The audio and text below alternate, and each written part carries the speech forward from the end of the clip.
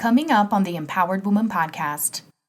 We're looking at possibilities instead of problems. We talk with everything the person is instead of only to their brain and focus on what's the problem they want to solve. So we almost like take a step back and ask questions. What do you really want? What matters to you in this? We do not focus on the problem they want to solve, but on to grow the individual so that they grow bigger than the problem. Welcome to the Empowered Woman Podcast, the #1 show on visibility strategies for women entrepreneurs. If you want to get empowered to be seen, stand out on social media, stages, TV, and more to make an impact with your voice and business, you're in the right place. I'm so glad that you're here. My name is Marcia Spurk, and I'm your host, professional singer and visibility strategist. Welcome again, and let's dive into today's episode. Great leadership isn't accidental, it's intentional. In Care to Lead, Alex Draper reveals the key to building high-performing, people-first environments at work and at home through the powerful CARE equation: clarity, autonomy, relationships, and equity. Ready to lead and influence with impact? Grab your copy now at alex-draper.com and start your journey to better leadership today. Hi, Alex. Thank you so much for joining me today. Hi, Marta. Thank you for having me here. Yes, I am so excited to hear more about your story. You have some cool stuff that you have done and that you're still doing, encouraging people out there and coaching. So why don't you tell us who you are and what you do? Well, my name is Alex Verlek. I am Dutch, yet spent most of my time either traveling or in the south of France. And almost 20 years ago, coaching found me. It more or less happened by chance, though I do not believe in that. And ever since, I dedicate my professional life to coaching and coaching individuals and training other coaches to pick up the profession. I love that. Well, now we need to hear the backstory. How did you get into coaching and how has this developed through the years? And especially with being in Europe and moving around and traveling a lot, I tend to talk a lot with Americans or people that are based in America. So it's fun to have a different perspective. So give me the Yeah. backstory. The backstory. Well, at some point in my last regular job, the project that I was managing came to an end, and my then manager said, "Need to look for something else. Maybe coaching is something for you." Hmm. So, okay. And I have a background in management science and HR, so I've always been working with people and trying to make things work in a smooth way, as smooth as possible for them. So I had my interest, and I was clueless what I got myself into. Mhm. And I went to that first course, and I still remember that first Friday afternoon, and I thought, what a kind of funny people are here in the room. And I love it. I felt coming, it was like coming home. It sounds big and but that's how it felt. And from that moment on, I quit my job and I started my coaching practice with nothing. I just had first went for it, and I found my way in the profession, became a faculty member pretty short after I started working as a coach for CTI, the Coach Training Institute, which is more or less the biggest coaching school in the world. And since then, I am coaching individuals and training other coaches. Had the privilege of doing that all over the world, including in the United States and Canada. So from your part of the world, throughout Europe, the Middle East, the Far East, up until China, it was such a blessing to see how coaching works amongst above and beyond culture and languages. It's Mhm. beautiful. I love that. Now tell us, is there a specific type of person that you coach? Is it mostly like corporate people, professionals, or not? I'm curious. Which is a great coaching skill, by the way. Great coaching attitude to be Right. curious. And I work a lot with uh, people who are either already in the coaching profession or also want to pick up the profession. That's a big part of my work. And another big part is that I work with professionals, people in C-suite positions, or high potentials. Hmm. Now, I want to know more about the method, right? Because when we get into coaching, there are specific things that you guide people through, how you start, how you lead them through. What is part of your methodology and how did you develop that? That first coaching course that I referred to, that was coactive coaching. Hmm. That's the name of it. Okay. And that's the approach, that's the model. And I fell in love with that on the spot because it felt like, wait a minute, we're looking at possibilities instead of problems. Hmm. We talk with everything the person is instead of only to their brain and focus on what's the problem they want to solve. Hmm. So we almost like take a step back and ask questions like, what do you really want? What matters to you in this? We do not focus on the problem they want to solve, Hmm. but on to grow the individual so that they grow bigger than the problem they're facing, so they find their own way. Hmm. And there is a belief in it that, in general, people have the answer in them, somewhere hidden in them, Hmm. about the question that they're asking. Hmm.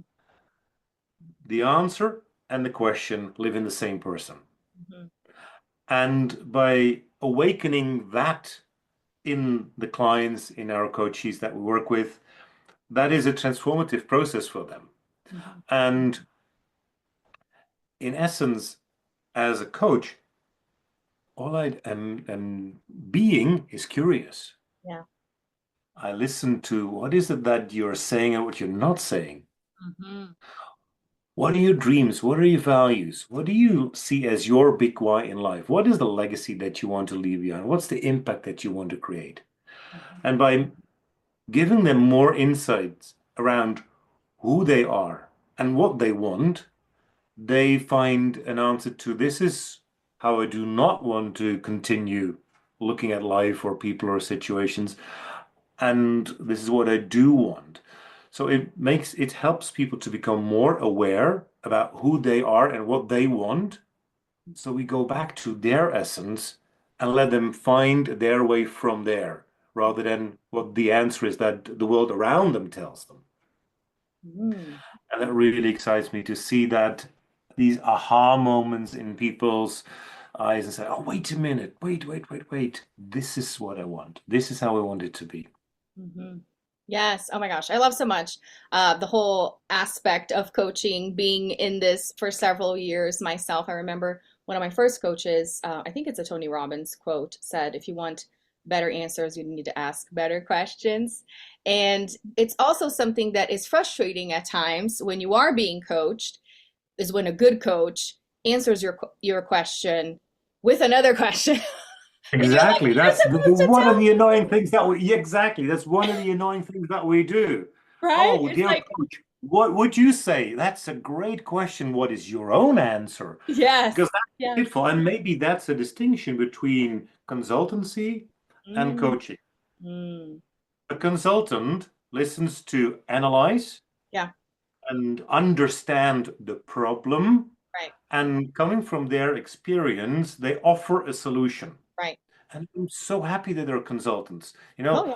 I'm happy that I have an accountant, for instance, because when I have a tax issue, just solve the problem for me, Mhm, dear please. accountant. Don't Mhm, ask me how I feel about that. mhm, Just solve it for me. Answer the question. Where a coach listens not to understand and analyze, but a coach listens to connect with the human being they're working with right. and what they want. Yeah. And for many people, that is a game changer because they're used to sharing their problems with professionals who are the expert. Yeah. So that's what they often also expect from a coach, Hmm. where a consultant is maybe focusing on reducing the problem. The coach is focusing on growing the individual. Mm, that's And good. for that, there is a completely different way of interacting with the people that we work Yeah. with. And again, there's nothing wrong with consultancy. Right. I'm so happy that they exist. Yeah. Well, and to speak about the growth, and that's why it is a little uncomfortable, because that's what I was going to say. At times, I mean, it still happens when I'm working with a coach and I ask a question and they don't answer my question and they ask another question. It's uncomfortable because then it's being reflected back to you, and it's like, well, if you knew the answer, what would it be? Well, Uh, exactly. And there is a funny saying in coaching, coaches do not work. We let our clients work. The yeah. best chair for a coach is a rocking chair. We lean back and we listen, we observe, we pay attention to what is being communicated through words and in all the other ways we communicate. And that is what we play back to our clients to help them to become aware. Hmm. And that is for me the essence of coaching. It's all about creating more awareness. Hmm. Awareness comes with a responsibility called choice. Hmm. Choice without specific action is just a funny thought. And the action that we take, that leads to new learning, to new awareness. Yeah. And with that, we have an awareness cycle, which is the essence of the process of coaching. Definitely. Yeah. It's investing in someone to hold up a mirror because you wouldn't do it by yourself, most likely, and have that reflected back to you and facilitating. I love that. Now, I know you have written some books, and I'm super curious about your newest one. I want you to talk about both, but especially because we're talking about questions and it has everything to do with questions. So lead the way. Yeah. Well, Q60, the short title for my new book, Q60 Coaching Mastery in 60 Questions. You could say it was a spontaneous idea. I Mm, was brainstorming with a couple of people, colleagues. Okay, I'm going to turn 60 soon. That was somewhere last year. Um, how to mark the occasion. And I don't want more things. I have already more than enough things. So I didn't want presents. mm, So instead of presents, I asked for two things for my 60th birthday, which was in August last year. okay. The first thing one of the things that I asked was if you want to celebrate my 60th birthday, plant a tree. And with that, invest in the future in a greener, more environmental friendly world. Mhm. And it was amazing. I think more than 250 trees were planted in my name, and I'm Wow, so grateful for that. that's great. And I don't know where they are, but they exist. They're out there. That's Awesome. enough. Mhm. The second thing that I asked for was give me questions about my profession. And with turning 60, it feels like that I officially entered the decade of paying forward. Mm, I'm so grateful for all my teachers. mhm. And, in the 6 decades, I've had numerous teachers like all of us. And I have been teaching already a long time, but it feels like I have to take it to the next level and paying forward to the next level. So I got all these questions and started writing, and the answers they just happened to me. And it was either knowledge that was simply present, or I could reflect on it as, oh, that's a really cool question. How to answer this one. So I learned from the questions. Mhm. And I put all the questions together and with a team around me that supported the editing, etc., and the design in January, Q60 was born. So a couple of months after my 60th birthday, the book is there. And oh, there is another little joke. I have to tell that. There is Okay. something with the number 60. Mm. We have a new puppy, and also the puppy is called 60. Oh, I love it. Lots of different anchors and reminders of Exactly. Yeah. all of it. And the That's great. intention with Well, these 60 questions and answers is that it inspires colleagues or others who are interested in the profession of coaching. It's not written with the intention, this is the one and only answer. And encourage my readers to question my answer. mm, And maybe when they agree, fine, or when they find a for them better answer, also fine. With all three of my books, I invite my readers, think about what you read before you agree or before you disagree. So make up your mind consciously. How do you see it? And take it from there. Take some time to reflect, because sometimes we're so quick to jump into this is it. This is what I think. This is what I believe. And again, that's part of the encouragement with the whole coaching is sit back and Yeah. think about it more. Well, I'm so glad that you got into the difference between being a consultant and a coach. I think for the majority of my listeners, and I, speak for myself too, I really believe in coaching, and I think it's so important. Every coach needs a coach. We need somebody to reflect things back to us. The infamous, you can't see the label from inside the bottle. You need somebody that's outside of yourself to help you see a situation. But who needs coaching? Is it everyone? How does one decide, I think this is the time for me to seek out some support? Tell us more. I have maybe a funny saying, nobody needs a coach, but everybody could do with one. Ooh. Coaching for me is to support people in a process from good to better to great. And in that sense, everybody who is interested in learning more about themselves, getting to know themselves better, to tap into the resources they have, to find a different way forward dealing with what they see as a problem or a difficult situation or a difficult relationship.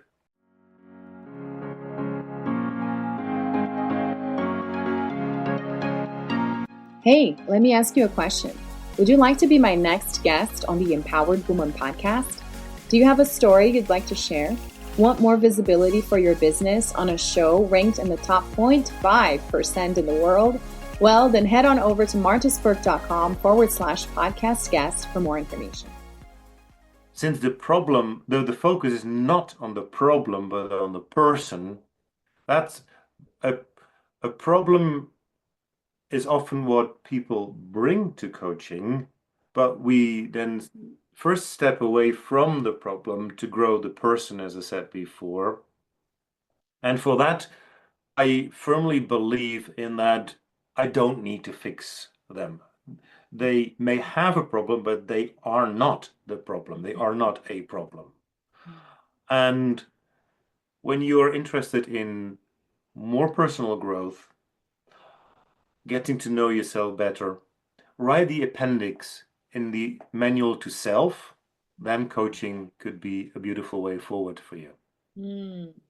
That is powerful. I love that. And I love the little catchphrase, nobody needs a coach, but everyone could use one. It's so true. Can you share a client example or a story of how, you facilitated that breakthrough when they brought a problem into a coaching session or as you were working together, whatever comes to mind? I feel like it's always helpful to illustrate. Yeah. Ooh, that's a good question. Which example to take? Well, for instance, working with a CEO,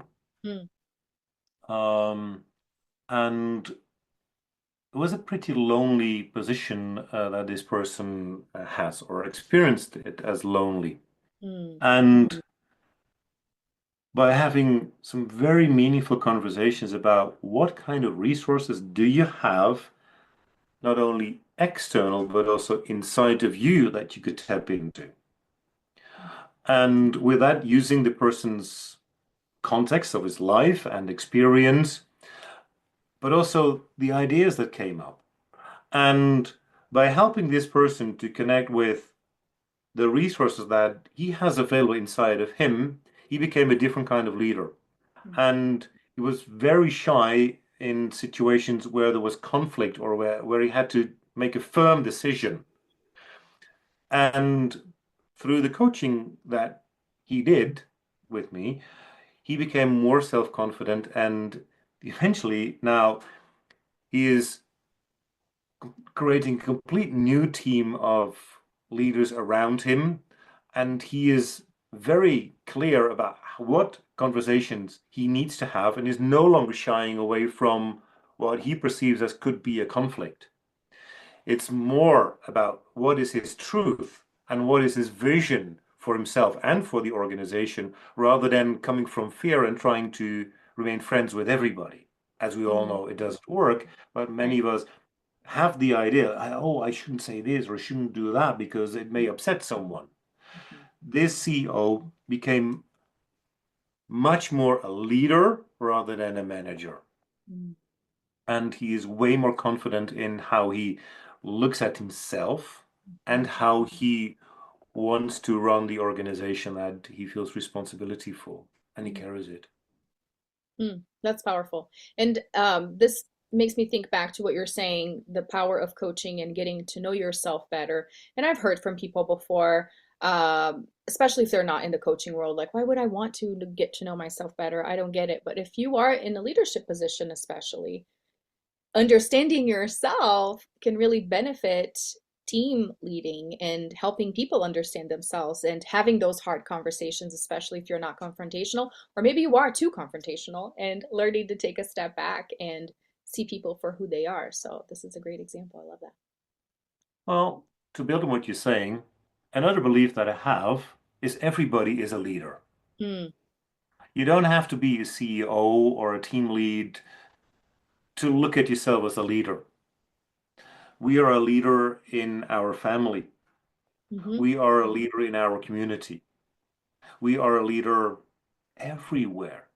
And that could be just because it's not an officially given title to you. It could be just because you see something happening in the street or in the restaurant or wherever. And you decide, wait a minute, this is my moment to take the lead and serve the situation by taking charge. And when we grow more confident, when we know better what we stand for as an individual, it will be easier to tap into the leader that lives in every one of us.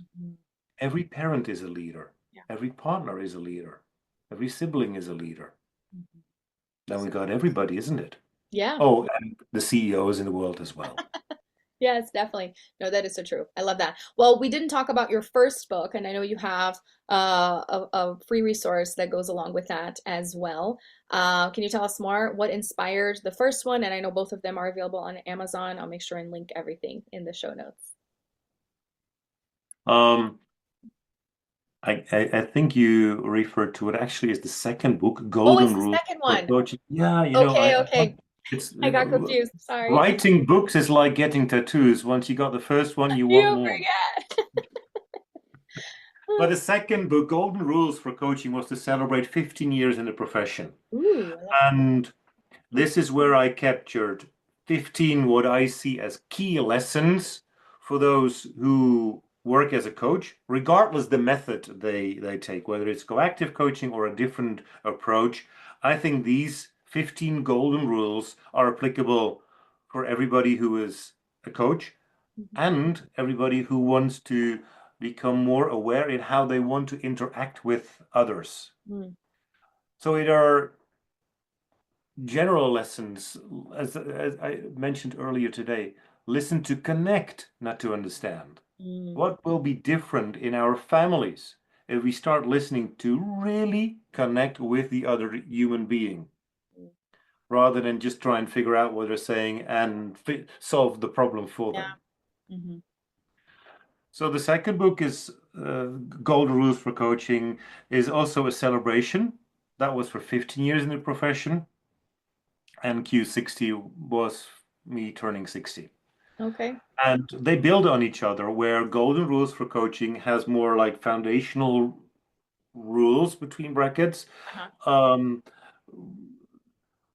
which are applicable for every coach and everybody in a leadership role one way or the other.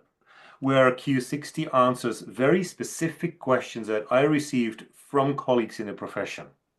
Okay. Very nice. Yeah, they're very complementary to each other. So I'll make sure and link that in the show notes as well.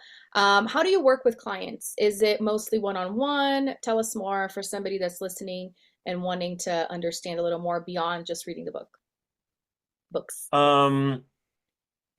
Well, since I live on Zoom, Yeah. because this is how I work, and that makes it also super flexible. So I can work with people uh, up until Hawaii and in China in the other part of the world. And it's mostly individual work. It's an Okay. individual coaching relationship that people commit to. And that is, of course, first after we have an intake call where we get to know each other and talk about what are you expecting, dear potential client? What am I expecting from it? Mhm. Because I think we both need to have a very dedicated yes Mhm. to starting that coaching relationship. And then I always ask for a commitment for like 3 months because we've learned that it takes a process to become aware, to grow into new habits Yeah. with the trial and error and the lessons that are captured in all of that, and from there grow into a new habit and patterns. And I have been doing and sometimes still do some team coaching, but with me moving to a more remote place in the world, Mhm. I do all my coaching on Zoom, or I travel to either lead a course or do some teamwork. But the vast majority of my work is through Zoom. And if people want to know a little bit more about me, because there needs to be that famous click, otherwise it Oh doesn't yeah. work. So people always look me up first. So this is why my website is, of course, available and a good resource for people to go to. And if they're then still interested in working with me, drop me a note and we'll set up an introduction call where we can together discuss things. Wonderful. I love that. Well, before I have you share where you hang out the most, you said they can check out your website as well. I like to ask all of my guests my $1,000,000 question. Are you ready? Drum roll! Yeah, drum roll. So typically, because the name of the show is The Empowered Woman, when I'm interviewing my woman guests, I ask them, what is an empowered woman? But when I interview my male guests, I ask them, what is an empowered human? Haha, I love that you make it broader. And first of all, I think, and it's in a way sad that it is still necessary, that your work is super important. Mhm. I do not have always a lot of compliments for how men have been leading. And so it is important that women are em feeling empowered Yeah. through the work that you do, but that they also feel empowered about themselves. Mhm. And for me, and in that sense, yes, there is a difference, and in essence, it's the same amongst across the genders. Yeah. An empowered person is someone who dares, and it's a courageous thing, who dares to believe in themselves, Mhm. who dares to speak their truth, Mhm. who dares to take a stand for who they are at their core, their values, Mhm. not what the rest of the world tells them or expects them what to do and what not to do. When we can speak from our authentic self and lead from there, create from there, learn from there, act from there, Mhm. then the world becomes more peaceful and equal as well. Mhm. And I think it is super important, especially in times like now, the world is in a confused state, Yeah. is that people connect with who am I and what is the impact that I want to create. And when they feel that they know where they come from, where they can trust their authentic self, they will find their way forward. They don't need a coach to tell them. Mhm. Yeah. They may need a coach to help them connect with and tap into the empowered self that already lives in them. So good. I love it. Thank you so much for that. Well, tell us how people can connect with you besides your website, checking out your books on Amazon. Do you hang out on LinkedIn, other platforms? I'm a LinkedIn. If you want to know what brings a smile to my face, you can look me up on Facebook. There is something funny. Alex Verlek, there is only one of that in that name in the world. So if you Google Alex Verlek or on Amazon or on LinkedIn or on Facebook, there is only one of me. I don't know what message is hidden in that, but That's great. I like it. yeah. And that was also made it very easy to get the URL for my website, alexverlek.nl. And if they're curious about my books, go to Amazon, put my name in the search bar, and you find my books. Very easy. I love it. Well, I'll put all of the information and links in the show notes. Thank you so much for sharing with us. This was a delightful conversation. Thank you, Marta, and it was a pleasure talking with you, and I hope it inspires the listeners, and maybe I will meet some of them. Yeah. Thanks so much for tuning in today. I hope this episode empowered you. And if you enjoyed the show, please join the Empowered Woman community on Facebook and share with friends or leave a review on iTunes so more people can discover this empowering message. Until next time, bye.